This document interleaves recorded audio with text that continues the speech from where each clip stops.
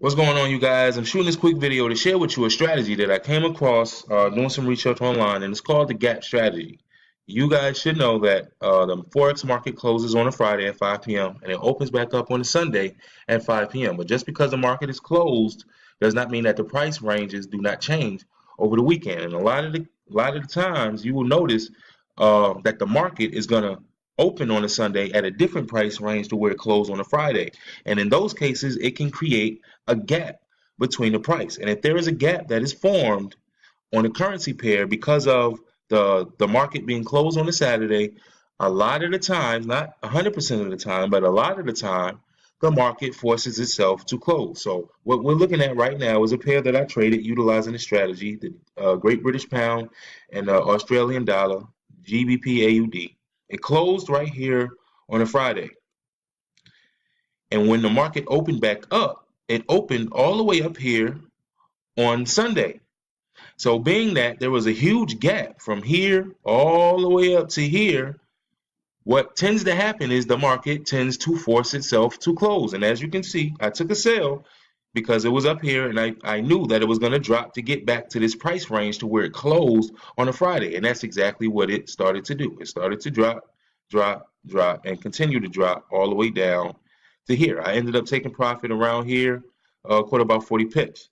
But a lot of the times, this is not the only pair that I caught, but a lot of the times you will see this strategy in effect. The market will close at one rate, it opens at another rate, it creates a huge gap in between, and so the market forces itself to close. And once it closes, if it's on an uptrend for the week, then it will continue going in its trend. But if it opens with a gap, 9 times out of 10, the market will close itself. So I'm going to pull out another strategy or another pair so you can see it, that this works on the market. It's not just one pair that it'll work with. It works with all pairs if a gap is formed. Let's pull up the Euro GBP. This is another one that I caught on Sunday. Euro GBP. I don't think I even have Euro GBP in here. Yes, I do. Here it is. All right, Euro GBP. If you can notice, the market on a Friday closed up here, and when it opened on a Sunday, it opened down here. So being that I see this gap, and I know that the gap is going to close, I placed a buy, and as you can see, I started catching pips.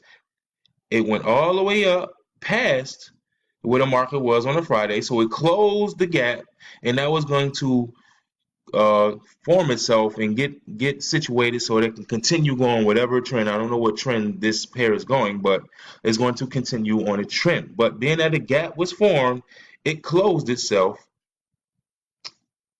on being that the market opened with a gap. Now this is not the only 2 trades that I caught. Let's see. Let's pull up another example. GBP CAD is another one that I caught. Let's see what GBP CAD does. As you can see, the market closed here on a Friday. It opened all the way up here on a Sunday, created a huge gap in between prices, so the market forced itself to close. So as you can see, this strategy is very effective. Like I said, it doesn't work 100% of the time. One keynote that you have to take in consideration when you're utilizing this strategy, you have to know that the market, when it opens up on a Sunday, a lot of the times the spreads are extremely high. So if you have a gap strategy and you calculated the pips in between from where the market closed and where it opened, if you see that this is a potential 50 pip profit, it's probably a good trade to get in. But if it's only a small gap and there's only like 10 pips that you can get out of this gap, make sure that you pay attention to the spread, because your spread may be higher than the gap itself. So if you see a trade like this, say for instance, this was only 10 pips. Say this was 10 pips, but your spread was 40 pips. The gap will close.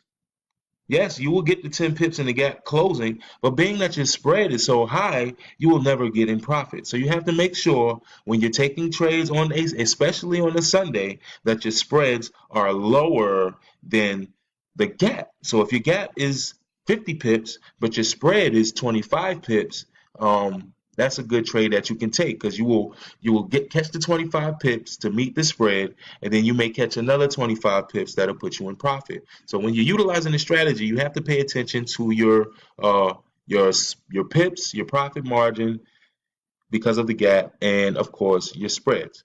So that's concluding this video. Hopefully this video was of help to you guys. Quite soon in the near future, us, the Winning Circle as a team, we're going to be trading live together online through either a Zoom or a video conference through the Facebook chat. And next Sunday, I plan on doing this live so that we can catch and we can find some of these pairs that created a gap so we can all catch them together.